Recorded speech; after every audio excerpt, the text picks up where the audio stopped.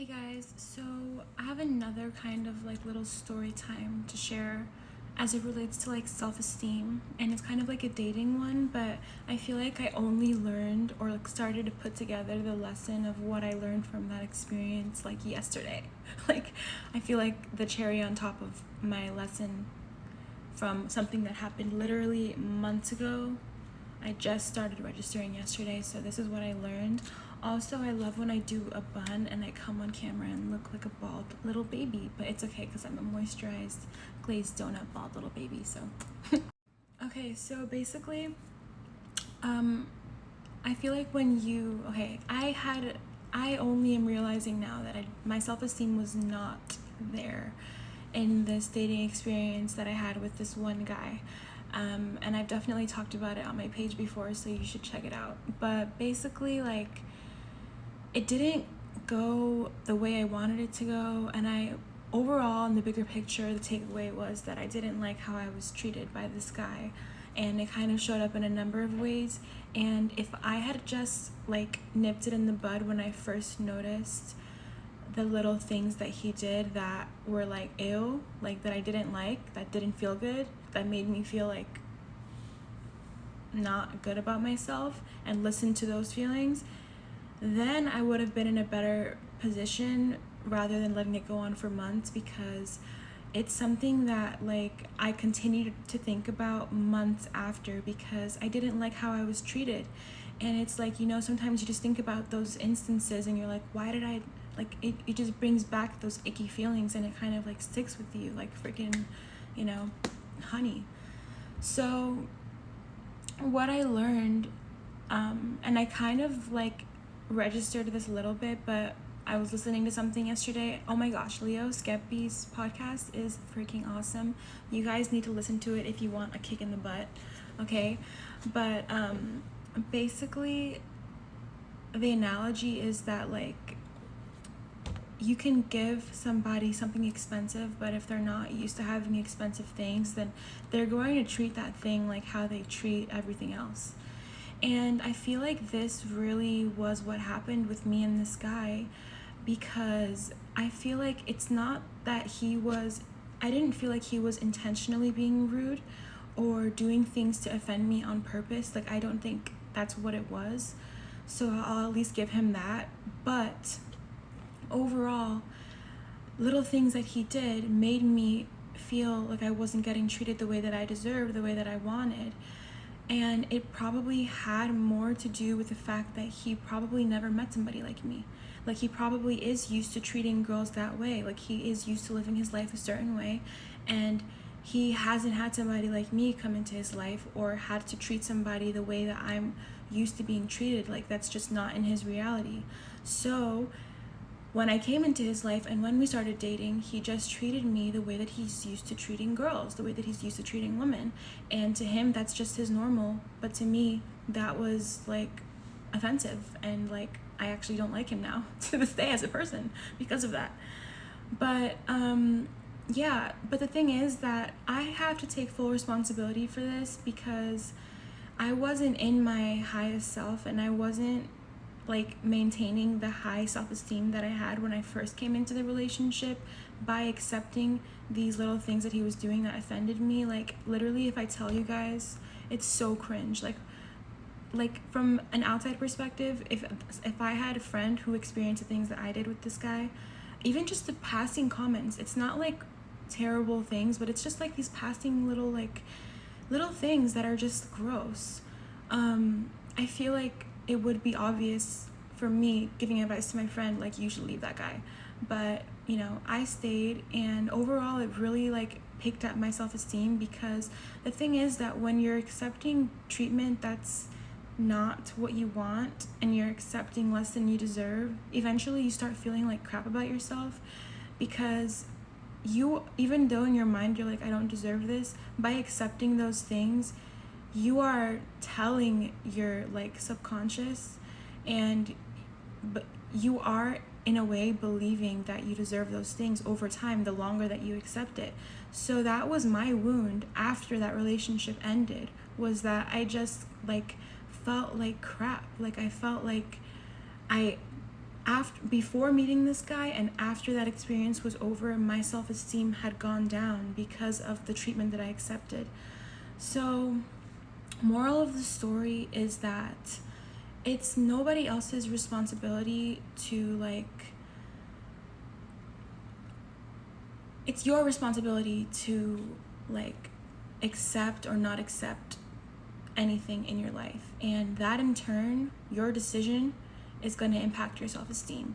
And if I were to go back, I mean, I learned a lesson, so that's fine, but if I were to go back and just looking back at the whole situation, if I were in my highest self, if I had a healthy self-esteem, the first instance of feeling borderline disrespected, I would have walked away, and I would have been confident in knowing that it's better to be by myself or wait and hold out for somebody better than to continue trying to make something work that clearly wasn't working, because he just wasn't used to the treatment that I'm expecting and the treatment that I'm used to. So yeah, I hope that made sense.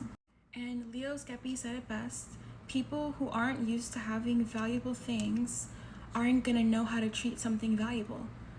And that applies to people as well. And that's literally what happened with me and this guy. And in the end, who got hurt? Me. In the end, whose self-esteem was impacted? Me. Who had to do the inner work to recuperate from that BS? Me.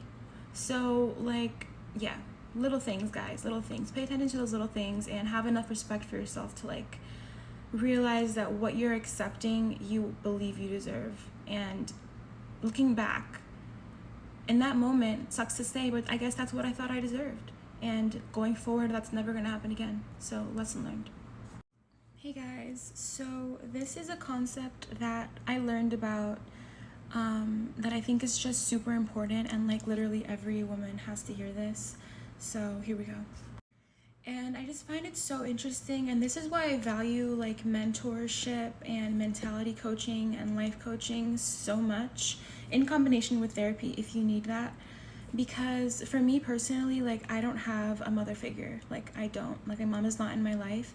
And everything that I've learned, I've kind of in terms of womanhood and being a woman and growing up and being a grown woman, and just these things that I never would have learned because nobody told me.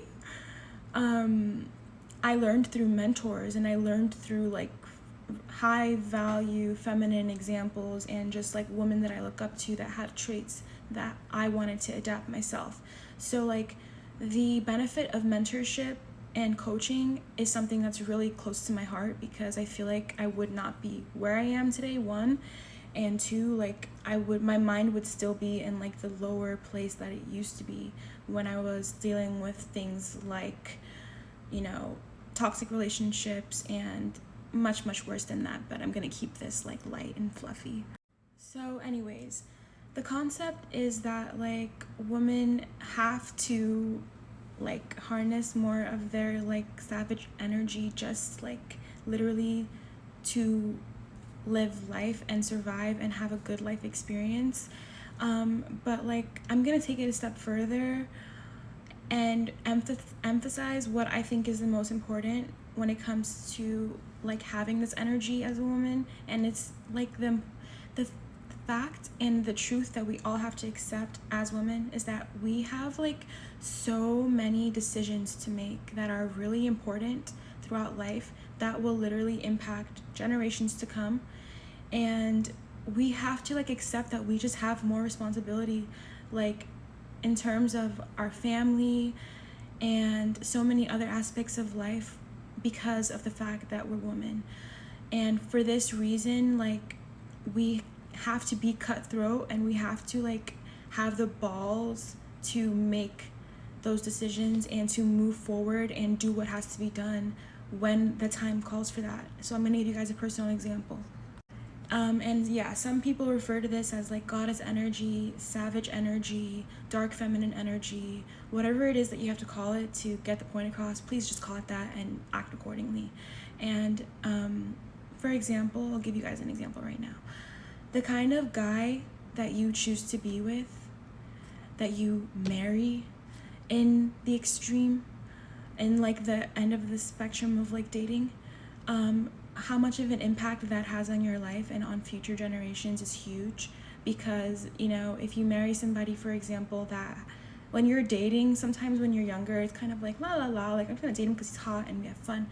But eventually you're gonna have to like really think about the character traits and like the person that this guy is, and like even like the family that he comes from, and just like his history, because those history repeats itself, you know what I mean? And one of the harder decisions and the most impactful decisions that we're going to have to make as women is choosing a partner. And so here we go. So basically right now, as it stands in my life right now, I'm in my 20s, like almost my mid-20s, and I feel like I have to give more thought and more intention behind who I'm dating. I can't just like date anybody anymore. Like, you know, things are starting to matter more in that regard. And one, because the guys that I'm dating now, I'm having to think like, would he be a good like father? Like, would I, if worst case scenario, if I were to have a kid, would I want my kid to be like him? And that just like makes you reframe things. I mean, I know that's like getting really deep about it, but like it's true. And also like, for example, right now there's somebody that I've been dating for the past like couple years, and I'm having to like make a call about whether or not I'm going to continue dating him, because I feel like 2 years is more than enough time to figure out if you want to be with somebody or not, and it hasn't progressed in the way that I want it. And it's like I have to make that decision to stop seeing him, or at least see other people, like actually put myself out there and seriously see other people, because sometimes it gets hard, ladies. Like, you know, we get in our comfort zone and we have our routines with someone, and it can be hard to break out of that. But I'm having to be a bit of like a bitch and just kind of like call it off in a way and put him on a lower priority than he used to be, because at the end of the day, the person that I'm with, it's a huge decision, and I can't just like sacrifice that for comfort and for somebody else being happy and to not cause any conflict. Like I like it in, even besides just thinking about like future generations and family and stuff, because not everybody wants kids, like just in terms of like my own lifestyle and what I want, it's like if I haven't gotten that up to this point with this guy, that means that he's not the person to give it to me, and I have to have the balls to look for somebody else who's going to give me the life that I want. And just because he can't do it for me doesn't mean that somebody else can. And it's like a matter of just having like the balls to like, you know, be savage in that way and like call it like it is and like move accordingly. Because if I was in my like good girl people pleasing energy still, which I still have a struggle with a lot, honestly, then I would just be like, oh, you know, I don't want to hurt anybody's feelings. It's more comfortable this way. Maybe he'll figure it out one day. But at the end of the day, whose time is being sacrificed? Like, my time is more expensive, like, as a woman, because obviously the biological clock, you know, and just, like, we just have to make more decisions. Like, we have more responsibility, especially just due to the fact that we have the power to, like, reproduce. Like, that's huge. Like, we have the power to, like, make a life. And, like, the person that we procreate with plays a role in that life. Like, that's just huge. Like, we just have to accept that we have more responsibility as women. We have more decisions to make. Our decisions impact so many people, impact the future. Not saying that men's decisions don't, but like in a different way we do. And for this reason, you have to like give yourself permission to just be a bitch sometimes, be a savage sometimes, because at the end of the day, making wiser decisions and making better decisions is not only going to ensure that you have the best future, but it's going to impact like basically the world, like literally the world. So I hope this makes sense, but like just give yourself that permission to like be cutthroat sometimes, because the consequences matter way more than just making sure that everybody's happy. Like, we have to cut that out, and we have to accept that like we have to have that side of us that is going to like put our foot down and take that initiative over life, and it doesn't give a flying F about what people will think or what people will say, because yeah, I hope that made sense. Hey guys, so I'm back with another self-esteem series video, and today I want to talk about signs that you're out of alignment. And you know, it might be triggering. It definitely was triggering for me, but you know what, sometimes you gotta hear this stuff. And so yeah, here we go. Signs you're out of alignment. And it's basically what I've learned just like in the past few months, things that showed me that I was out of alignment, because I kind of have been going through like this kind of thing for the first half of the year. I have a lot of faith that the second part of my year is going to be chef's kiss, but just reflecting on some stuff that I've learned as it like up to today, that showed me that I was out of alignment. And it's basically the concept that like relying on external things to make you happy. But sometimes I want to note that sometimes when you hear a phrase over and over again, it starts to lose its meaning because you hear it all the way, like you just hear it so much. And the thing is that our brain does this thing when it thinks it knows something already, like it doesn't fully register. So that's why like all of these wise sayings, phrases, and like little things of wisdom feel like they fly over our head sometimes, and they don't fully register. Like for example, be grateful. Like we hear that all the time, but like actually being grateful is a whole different story. So I just want to call attention back to this concept of like relying on external things for happiness and self-worth. So one of the things that showed me that I was out of alignment, and you'll know you're out of alignment when you're just not feeling good, when life feels like it's an uphill battle, when everything is a struggle, like you're just a struggle queen. You're just a struggle freaking queen. You're on the struggle train. You wake up, you're not necessarily enthused to be waking. Like, you know, like it's just like you'll know when you're out of alignment. But I feel like one of the key indicators that you're out of alignment, or that I was at least, and I feel like a lot of people can relate to this, is addictions. And the thing is that addictions, like when we first hear that, we think like, oh, drugs. Like we just like, you know, we'll think of it as like an extreme thing, but addictions can show up in like so many different ways. So in my life, how they showed up was binging. I've talked about binge eating on my page a lot. That's one addictive behavior, because it's literally like a pattern that you're just repeating and repeating, and it's unconscious, which is basically what I consider an addiction to be. But besides binge eating, I realized that binging was happening in other areas of my life too. And that's the thing, is like addictions show up in multiple areas of life. So not only was I binge eating, but I was binge drinking. What else? Like binge spending, like spending a lot of money at one time. And those are all forms of binging. And you know, binge watching shows, like just binging in general, like just overdoing it in so many different ways. Binging, like overdoing, overindulging basically was a theme. And that was one of the addictions that showed up that obviously has me out of alignment, because you're not going to feel good if you're overdoing it in any aspect of life. Especially, you know, food is an obvious one because it shows in a physical way, like weight gain.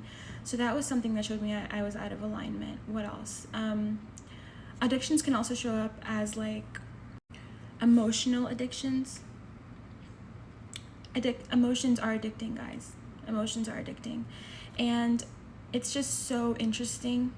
Even though like I'm a whole inner work case, guys. Like I really like I started at a really low vibe place, okay? I used to live in a really dangerous, basically impoverished neighborhood. I was a victim of like literal trigger warning physical assault by like a random guy. I was on the news. You know, I had a concussion. I was in a toxic relationship with a guy that treated me like shit for 4 years. I come from a really like, my upbringing was basically like a therapist's dream. Like I had a toxic household. I had to leave home / was kicked out / was abandoned at like 17 by my parent. So like I came from like a really low vibe place to the place where I am now is like a total transformation. But the thing is that even though my reality changed and like physically around me, like I'm in such a better place. Like there are days that I walk around and I'm like, oh my God, like I can't believe I made it. Like I can't believe I'm here, because the person I was like years ago would never dream to be here. Like would dream about it, but I think there was a large part of me that didn't think it was possible. And it's like, look, like Beyonce said, can't believe we made it. Like, that's my life. So, but moral of the story, emotions are addicting, because even though I'm in a better place and it shows physically, and I've been in a good place now for almost more than, like, I'm reaching that 2-year mark of like my life really transforming and up leveling and being in a higher vibe.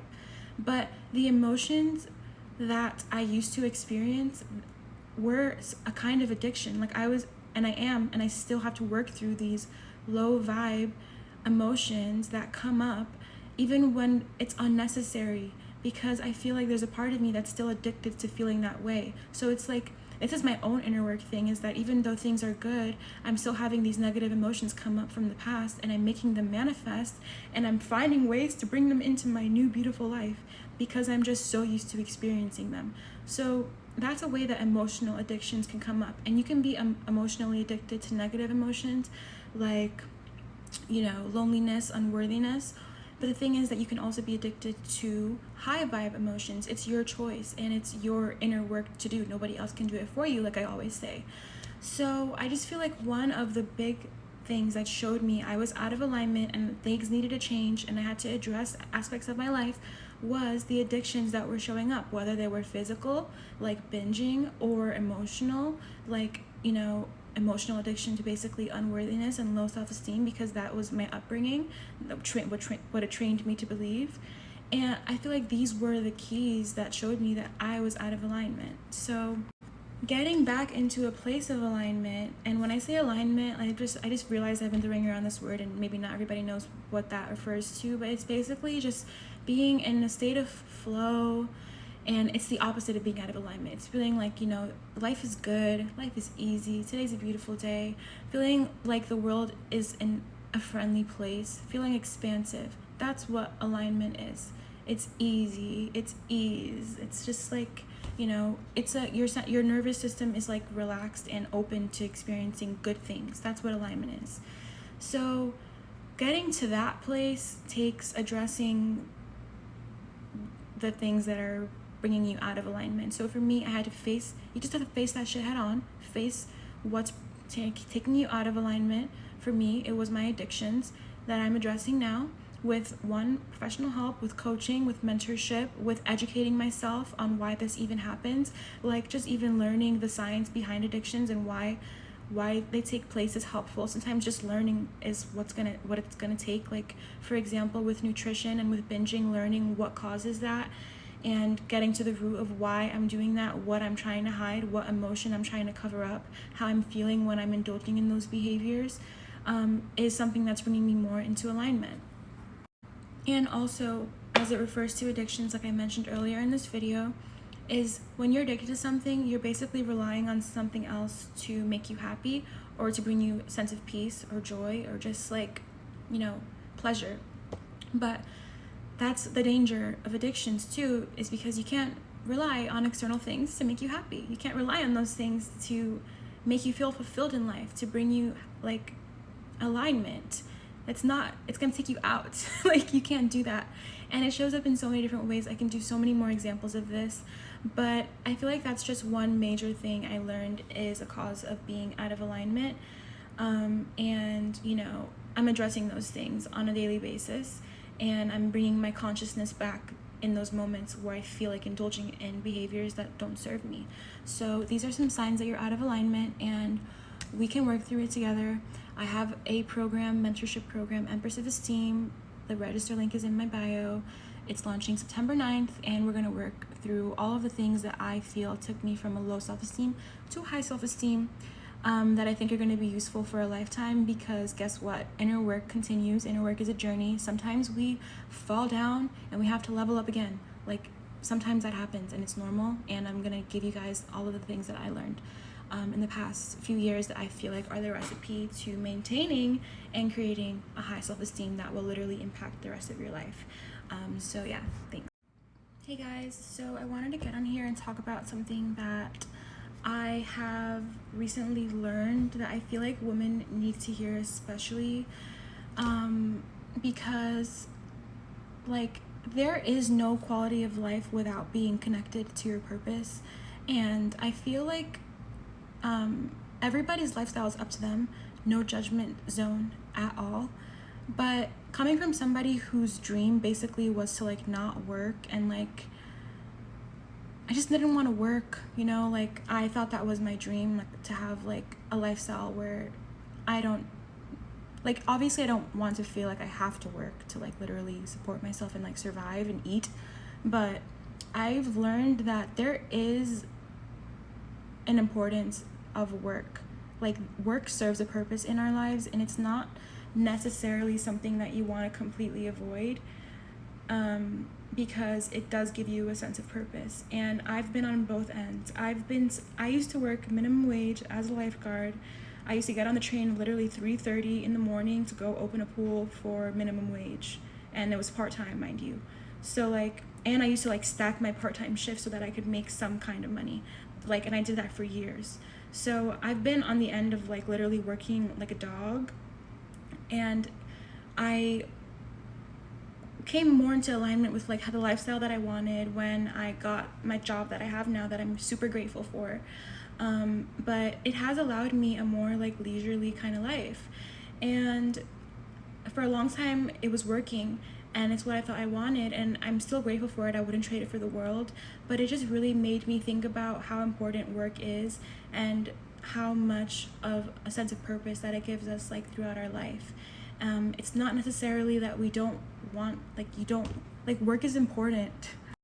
And it's just something that I kind of picked up on the days when I didn't have much going on, or that the work was so easy that I could get it done in like this much time, and then I would have like so much ample time. Like my summer has basically been like a lot of like leisurely time. It's not like I'm rich though. Like most of the time I just stay home because that's what my budget allows me to do. But in terms of like time freedom, I definitely have that. And the thing is that I thought that would fulfill me, and I thought that, and for a time it was, because I was so burned out. But it made me think about how important work is, because it gives you a sense of like direction, a sense of purpose. And it's not that like work isn't important and that I don't want to work. It's just that I want to be doing like aligned work that's like really making a difference. And also adding on to that, it made me also think about like the lifestyle that I want when I eventually like get married and stuff. And I thought that I would just want to stay at home and not work. But the thing is, like, I realized I don't mind working as long as it's aligned and it's fulfilling. And I realized that work can serve a purpose in like also serving as a hobby. And I kind of talked about it before on my page, how like having things that you're interested in and having a life outside of a relationship is like super important. And I feel like work is an easy way to play that into your life. Like, say you don't necessarily have like a hobby, if you enjoy your work can kind of become a hobby. Your work can kind of give you those social connections that you might not have outside of it, especially like if you're introverted like me.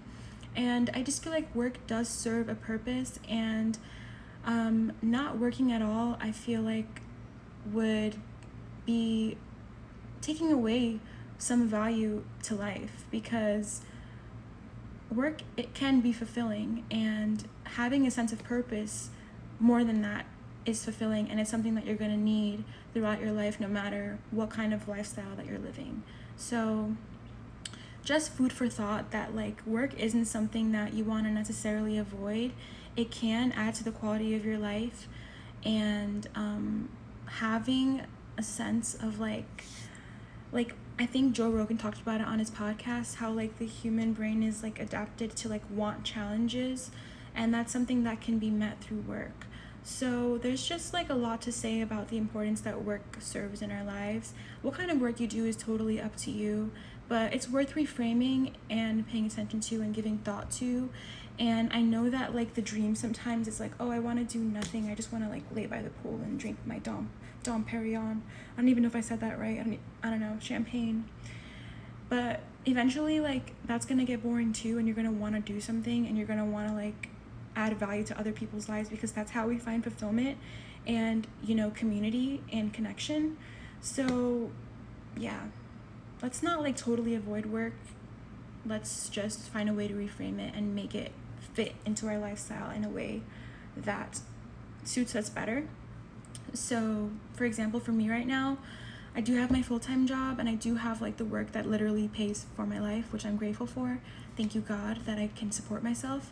But I also have work that I'm doing that's just fulfilling on like a soul level, like coming on here and sharing things that I've learned, mentoring. You know, like that's fulfilling for me, and it's also a hobby because I'm making videos and it gives me a reason to put makeup on and do cute stuff. So food for thought.